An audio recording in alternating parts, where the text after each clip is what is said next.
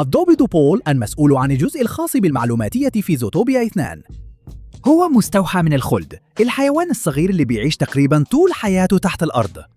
في الحياة الحقيقية الخلد عيونه صغيرة جداً لأنه أصلاً مش بيستخدمها، عالمه كله ظلمة وأنفاق. فراءه معمول بطريقة إنه التراب ما يعلقش فيه من أي اتجاه، كأنه دايماً شعره مظبوط ومثالي.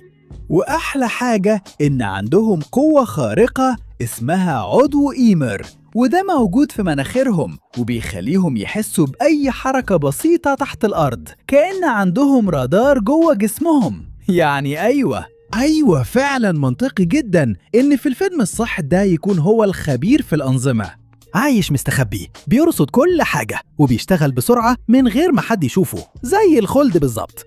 على فكرة لو ما خدتوش بالكم دي كانت إشارة لهيديو كوجيما مبتكر لعبة ميتال جير وديث ستراندينج.